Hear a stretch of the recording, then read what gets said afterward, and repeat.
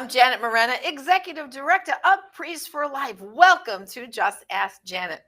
Well, today I'm joined by two special men, okay, in my life here in the pro-life world. The first, of course, is our National Director, Father Frank Pavone. Father, welcome to the program. Great to be here. Okay.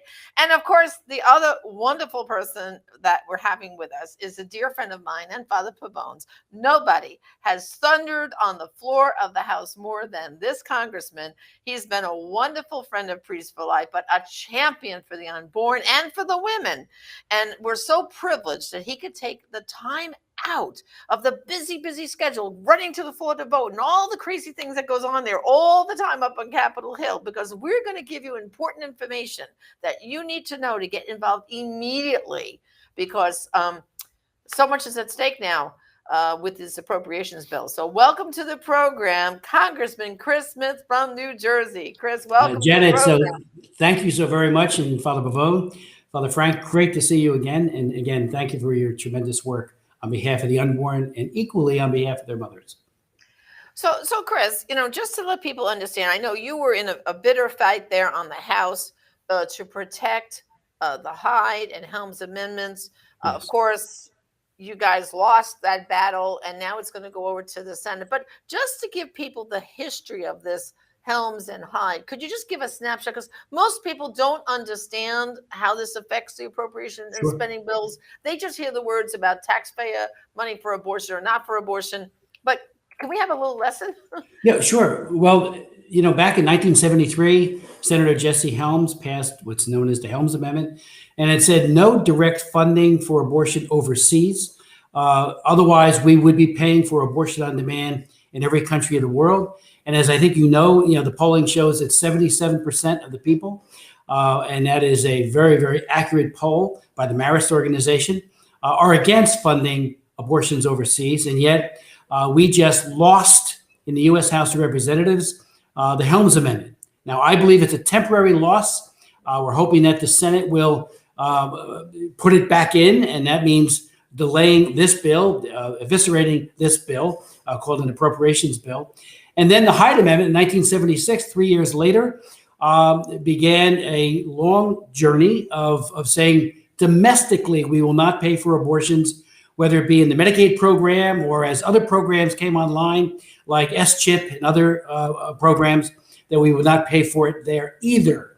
And the upshot is domestically, the evidence shows that about 60,000 children survive who would otherwise be aborted because the money was not there to effectuate their demise.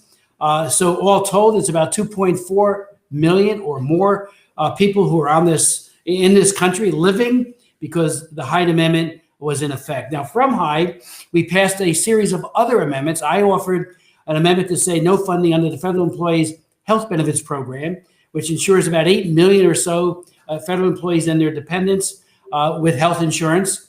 That passed in 1983.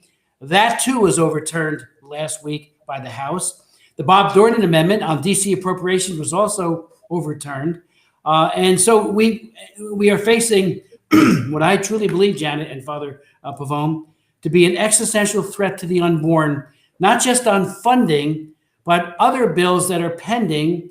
Should we lose the Senate even more if the Democrats pick up an additional votes, so they don't we can't stop things under the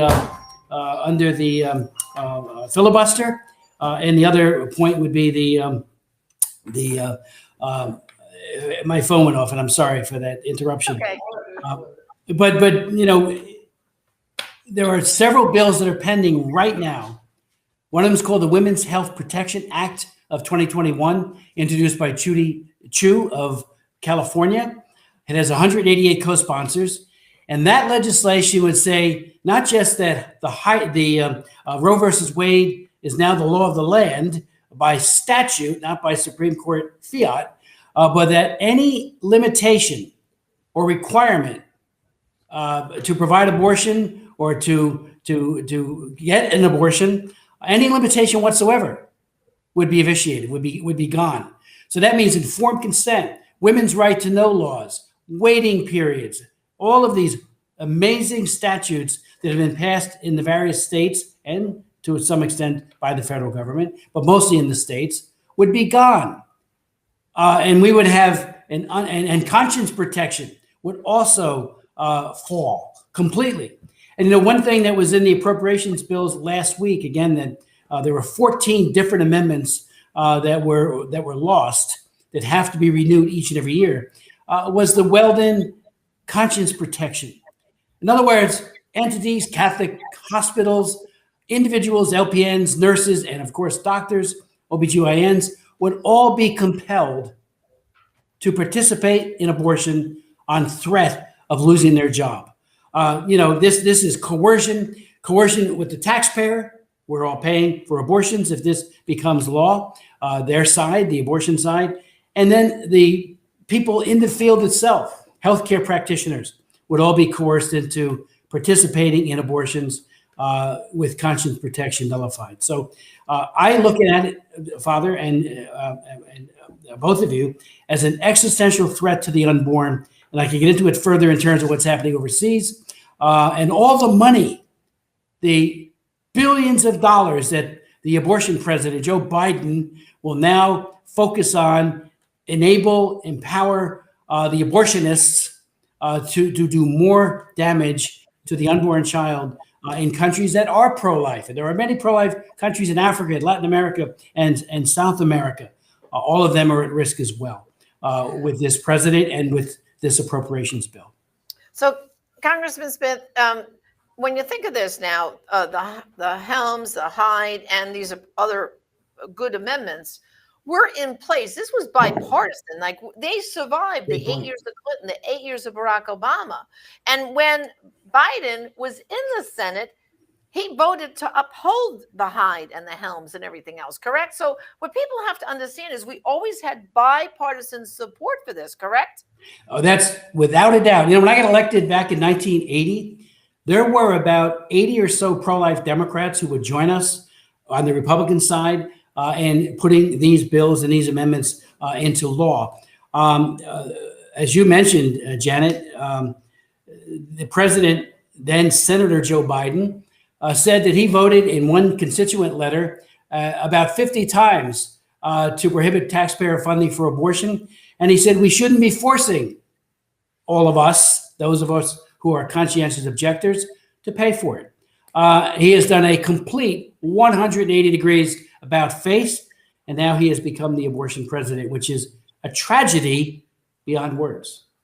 It is a tragedy beyond words. And Congressman Smith, there's a context here, as you well know. For the first time back in the election season, the Democrat Party platform changed to actually explicitly include what has now happened, a call for the Hyde Amendment to be eliminated. So we see, of course, the problem with Biden personally and individually.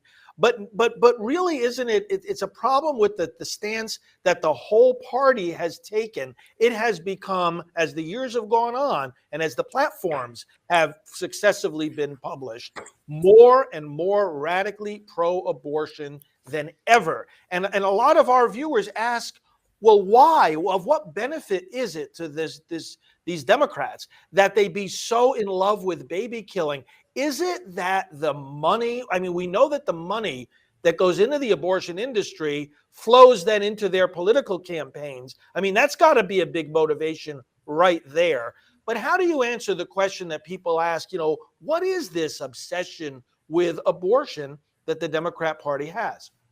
It's a great question, Father. I've been in the pro-life movement along with my wife since 1972. And I always believed if they just knew the truth, that an abortion dismembers a child, decapitates, takes off the arms and legs. It is a terrible act of mutilation of an unborn child's body. And of course, then there's chemical poisons and RU-46, which one of those drugs actually causes the child to die from starvation. No nutrients flow to the baby, and the baby dies. I am shocked that the Democrat Party has become the party of abortion. It has been taken over. It is a wholly owned subsidiary of Planned Parenthood, which itself has committed over 8 million abortions years to date, well over 330,000 every year in their clinics. But just to show you how duplicitous so many people can be in this issue, when we were arguing that the Affordable Care Act or Obamacare included abortion, we tried to get it out. We got an amendment passed. Matter of fact, my current bill, HR 18, the no taxpayer funding for abortion, besides making all of the pro-life riders permanent law, it also would reverse the abortion mandate that is in Obamacare. But just listen to this. This was an executive order on March 24th, 2010. The act maintains current Hyde Amendment restrictions governing abortion policy and extends these restrictions to the newly created health insurance exchanges. Strict compliance with prohibitions on abortion funding in health insurance exchanges. It specifically prohibits the use of tax credits and cost-sharing reduction payments to pay for abortion, except in the cases of rape, incest, life of the mother. You know who wrote that? Barack Obama. Obama, right. That was his executive order that he was able to shop around to a number of pro-life Democrats. It's really not worth the paper it's printed on, because the plain text of that law paid for abortion on demand. And even afterwards, when people were still in denial, we got the GAO, General Accountability Office, to look into it. And they found that over 1,000 of the plans, these are big plans throughout the country, were paying for abortion on demand, completely contrary to this bogus executive order. So for years, we've had some, like Obama, trying to act as if somehow they were pro-life. I remember I was at the debate with John McCain at the Saddleback Church in California with Rick Warren. And he was asked the question about, when does life begin? And he goes, oh, it's above my pay grade. Well, you got to make decisions. And he had already had made decisions in opposition to the sanctity and the preciousness of that little baby. And I believe, like you do, and you do such great work with the Silent No More Awareness campaign, that the other victim is always the mom, is always the mother. And particularly on the intermediate and long-term range time frame, because of all of the pain and agony that they suffer. But for a long time, many used to act as if they were with us, and then they would be voting when they got the opportunity against us. That's all gone. As you said, Father, the platform is a manifesto in favor of unfettered right to abortion. And many governors and others are now talking about, even, after the baby is born, if the mother does not want that child to continue living, then that child can be killed. I did a speech back about 10 years ago when two ethicists talked about after birth abortion. I remember that, yeah. The child is no different in terms of can't communicate, can't speak, has no dreams. We should wait for months, if not years, after the child is born to confer personhood. And then you could just kill the baby because birth is just an event that happens to an unborn child. It's not the beginning of life. And so, I think we're at a crossroads. And to everyone hearing this, we need to pray as we've never prayed before. We need to fast as we've never fasted before. We need to continue the education efforts. And right now, with this bill, now over on the Senate side, it's a series of bills, appropriations bills, as we call them, all of them eviscerating current pro-life prohibitions on public funding for abortion. They need to contact their senators. Don't think because that senator happens to be very pro-abortion, they need to hear from you respectfully and civilly, which I know you'll all do, but they need to be persuaded to cease going down this road that will lead to more dead babies and wounded moms. Let's not forget, Father, and you know this so well, and Janet, you as well, 62.5 million unborn babies have been killed in the United States since Roe versus Wade. That equates with every man, woman, and child living in Italy. I mean, the entire population. That's how many children have been killed as a result of Roe versus Wade. Yeah. So Congressman Smith, let's talk a little bit about, because I think pro-lifers get discouraged, especially those who live in states like California and New York, where they have New Jersey. two pro-abortion Democrat senators, and they question us all the time. Oh, should I really call Chuck Schumer? We know how he stands. He knows what he's going to vote. So I try to explain to them that you still have to tell them you want them to vote no on these appropriation bills because you don't want your tax money going. Because imagine if Schumer's office and the phones rang off the hooks, emails, letters, and phone calls. Do you think that would have some effect on him, or is he just too hardened to even? In other words, no, it's a great question, Janet. I think it does have an effect, and I think it has an effect even if their vote is not persuadable. They realize that there's a political penalty that they could incur if they proceed down this line. I mean, this is radical pro-abortionism, the likes of which I haven't seen. And again, I've been in the movement since 1972, before Roe versus Wade, when New Jersey was thinking of legalizing abortion and New York State had already done so. So there's a real, members of Congress, House and Senate are very political.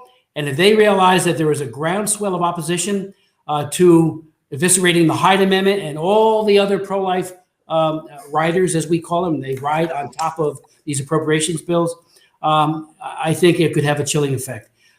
It might not, but it's worth the effort. We need to bear witness. We knew we did not have the votes in the House of Representatives, but I myself offered 4 amendments on the House floor that were not made in order, but I debated them anyway. I went to the Rules Committee, which governs what comes on the floor and what does not. And Tom Cole, a tremendous pro-life leader, he offered the Hyde-Weldon, and that we knew it would not be made in order and it would not be successfully realized. But every single Republican co-sponsored Tom Cole's amendment, just like every Republican is now backing H.R. 18, the No Taxpayer Funding for Abortion Act, which I've introduced. Parenthetically, it has passed the House on 4 separate occasions in 4 different Congresses. And what stopped it? The filibuster. So our hope is in the Senate, now that there's a pro-abortion effort that is unprecedented, that it will be the filibuster that will prevent these bills, including the Women's Health Protection Act of 2021, which is, again, Roe versus Wade, and then some, because it eviscerates, gets rid of, nullifies, overturns every single pro-life law at the state level. So to go back to that question now, Yes. Congressman Smith, the Women's Health Protection Act, it's in the House. Is it getting introduced yet? Is it coming? Yes, it's introduced. It has 100, and it was introduced on June 8th. It has 188 co-sponsors on the Senate side. There's already been a hearing on it. So there's deep concern, and especially if we were to lose a few senators, which would mean that the filibuster would be put at grave risk of being sustained, and the House stays in Democratic pro-abortion hands. The President of the United States and the Vice President are very strong supporters of this legislation. It could be signed into law. And the damage that will do, I mean, we know that lives have been saved.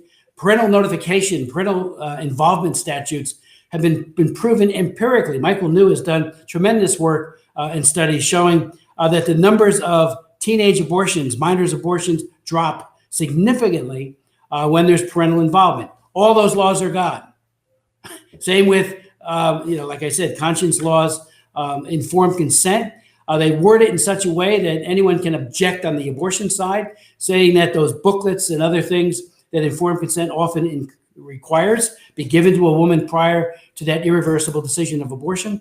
That's all nullified as well. So one statute after another, and these are hundreds and hundreds of life-saving statutes gone overnight with this legislation. So it is an existential threat. I hate to use that word more than once, but it is to the lives and life of both the unborn child and, of course, puts their mothers at risk as well.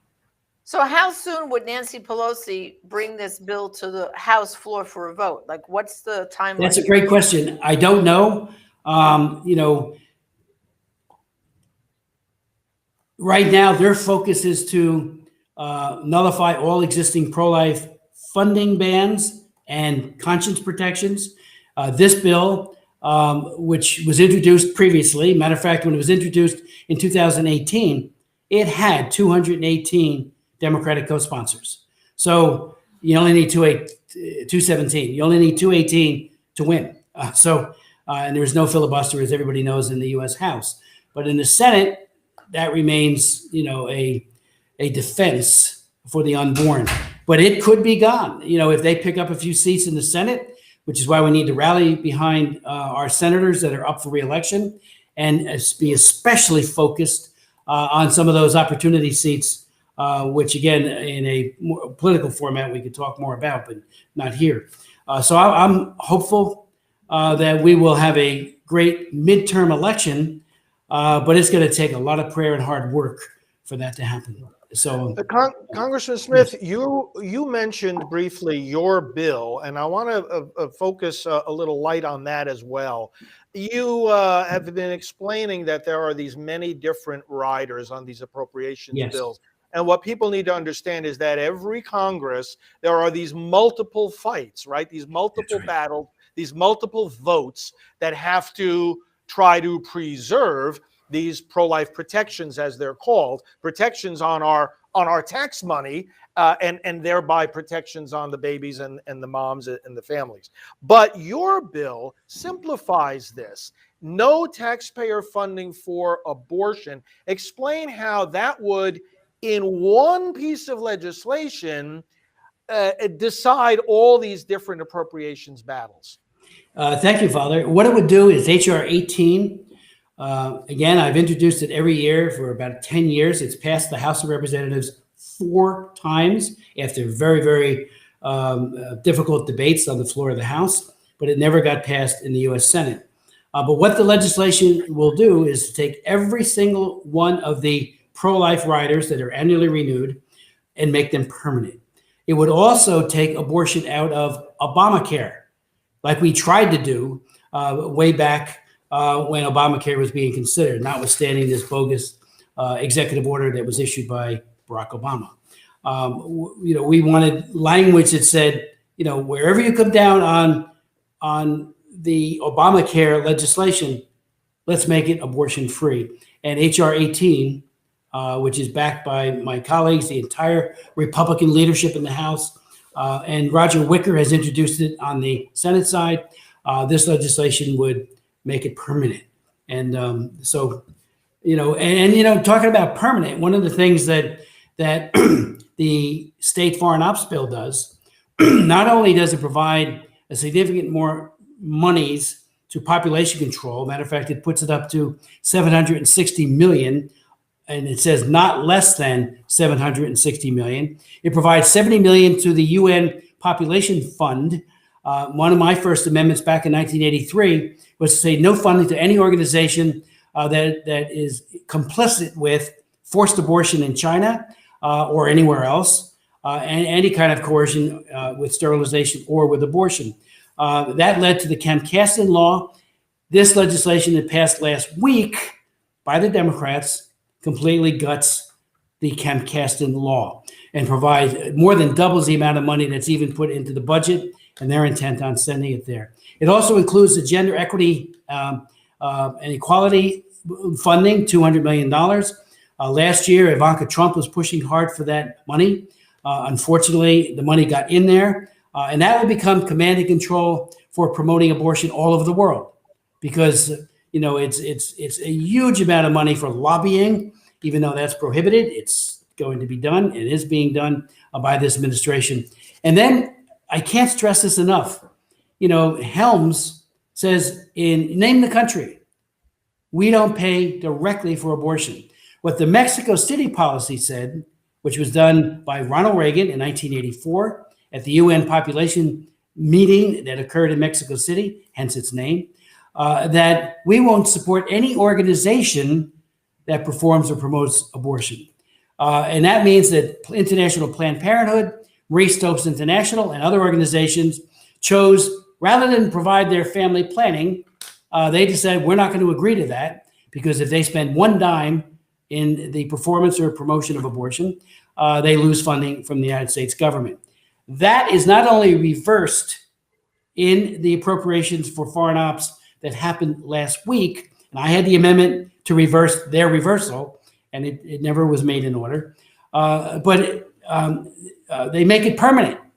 The Democrats will make it permanent that no president ever can put into effect a Mexico City policy. And it parallels the Global Her Act introduced by Barbara Lee, which would do just that statutorily. This does it by appropriations, different distinction without a difference. It would become permanent law. So again, the fight in the Senate is multifaceted, just like it was in the House. And our hope is that people will say over there, go to a CR, a continuing resolution, so that we continue last year's funding levels, maybe with some plus ups somewhere, but none of this policy language that, again, is anti-life, and instead continue the pro-life policy. And we're willing to fight for this as never before. And Senator Daines, Mitch McConnell, Daines heads up the pro-life caucus over on the Senate side, wonderful member, and a lot of other great members are going to be fighting very hard. And Mitch McConnell has been a great friend of the unborn. Look what he's done on the courts during the years of Donald Trump and getting those court picks into their positions, particularly in the federal court system, not just the Supreme Court. So there's our hope and prayer is that they will be able to hold on until the next Congress. And if we don't, and we lose the next Congress, Senate, and perhaps lose additional seats in the House, which I don't think will happen, that's when the unborn, as never before, will be under siege. And again, Father, this comes at a time when things like the United Nations Sustainable Development Goals, which we have worked to try to get the abortion language out of it for years. They are now, it's called Agenda 2030. And Marie has done yeoman's work on exposing what that is all about. And we were at the United Nations several times talking to ambassadors and others, just saying, let's push clean water. Let's push safe blood, because blood supplies are very limited and often tainted in the developing world. Let's make sure that there are attendants available, birth attendants who are skilled to mitigate maternal mortality, and all the other good things. The first 1,000 days, which is actually a program that the UN endorses, from conception to the second birthday, with good nutrition and food supplementation, so that cognitive losses don't occur, and stunting. All of this can happen, but it's antithetical to simultaneously saying, hey, let's kill the babies too. Let's provide choice. Choice to do what? To dismember and chemically poison a child to death. And during the floor debate last week on the floor of the House, I talked about the methods of abortion. If we talk around it, it's very easily to ignore it and to be desensitized to what is actually happening to that defenseless little infant girl or boy. So we're in a fight like I've been in Congress now 41 years. I've been pro-life caucus chairman or co-chairman for 39 of those years. We are in the most difficult battle for life that we have ever had. I would also say, Father, and I know you know this, but Archbishop Naumann, who heads up the pro-life efforts for the Catholic bishops, has done yeoman's work in mobilizing the church, as have others. You have done yeoman's work as well to make sure people realize that we've got to stand our ground and push forward. I mean, I'm not a defensive player. I believe in going on offense without being offensive, to treat the others with the respect that often we do not get in return. But I think we're called as believers to take that higher road. And we all do it. The pro-life movement, in my opinion, has been, and I used to be the director of the New Jersey Right to Life Committee years ago, made up of the most selfless people, the most wonderful people on the face of the earth. Fighting, as are so many of the women who are post-abortive, Janet, as you know so well, when they speak out, we all listen to hear what they have been through. And I deeply appreciate the work you've done there to bring that sensitivity to so many of all of us through the work of Priests for Life. Well, Congressman Smith, what you just said, I want to just amplify a little bit. The selfless people behind this movement and behind the policies we've been discussing. We've been talking about various bills and policies and amendments that have names, but they have names because there are these dedicated, selfless, pro-life people behind them. And one of the things that's different about the conversation the three of us are having now and the conversation about these very same things that many others in America are having now is that the three of us were privileged and we have memories of knowing Jesse Helms. We talk about the Helms Amendment. I remember walking the halls of the Senate with Senator Helms, being in the elevators and talking with him about pro-life policy. And of course, you would have countless memories of him. And Henry Hyde, that's what I was going to say. him. Congressman Hyde being Right. with him on so many occasions and the passion that he exemplified, the love that he was, very often at the point of tears in advocating for the unborn children.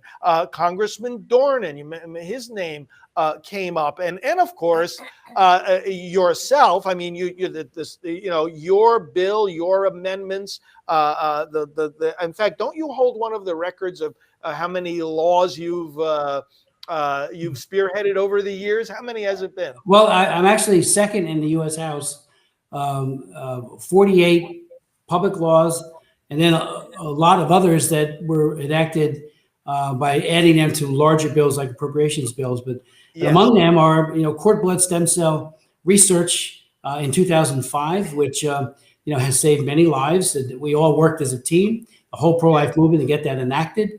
That's right. As opposed to embryo destroying stem cell, which does not cure anyone, and it kills obviously the littlest of humans to derive their stem cells. But cord blood, obviously, Father, as you know, 4 million births a year approximately, and what's left behind, God in his tremendous love, the placenta and the umbilical cord blood is teeming with life-affirming stem cells that can cure a myriad of diseases, including leukemia, sickle cell anemia, and a lot of other diseases as well. So and disabilities. It's incredible, and it's all left behind. The afterbirth. So our bill in 2005 changed all that and said, let's use it efficaciously. Well, Congressman Smith, thank you so much for joining us today and spending this amount of time with us. We're very privileged to have you. And Father, before we go, I just want to remind our viewers to please go to stopabortionnow.org. That's stopabortionnow.org. You sign up for our action alerts, because then we will tell you when congressmen like Congressman Smith, the House, when we need you to be making those phone calls, and the Senate side. So go to stopabortionnow.org and you will get action alerts from us, because like Congressman Smith said, it's up to all of us to speak up and let our representatives know how we feel. No taxpayer money for abortion or any of these other bad bills that are coming our way. If we're united in purpose, we can win. So thank you for joining us today. Thank you. And if I got to just add one last thing, if it's not enough time. Sure. When I was so discouraged in the 1980s about many of our losses, because it was back and forth a lot, even under Ronald Reagan, I remember my wife, Marie, she goes, the scripture, run with endurance the race fixed before you, fixing your eyes upon Jesus, the author and perfecter of faith. The idea of trusting God, even when it looks not hopeless, but dire, and that's what it looks, is the key. We love our opponents, do good to those who hate you, do good to those who persecute you, but run with endurance. And I think, again, this movement is the most, not just selfless, but it's all about forgiveness and a sense of reconciliation. That's why your ministry on the Silent No More Awareness Campaign and others are so important, because you reach out to women who have had abortion to say, we love you, we care for you. And I think the world needs to see more of that, because our message doesn't always get out. But those who are watching this, please pray as you've never prayed before. We will get through this. Don't be discouraged. Well, thank you. And thank you, brothers and sisters, for joining us today on Just Ask Janet. And remember, there are some abortions only you can stop, and some lives only you can save. Until next time, Janet Morana, Executive Director of Priest for Life, and God bless. I will be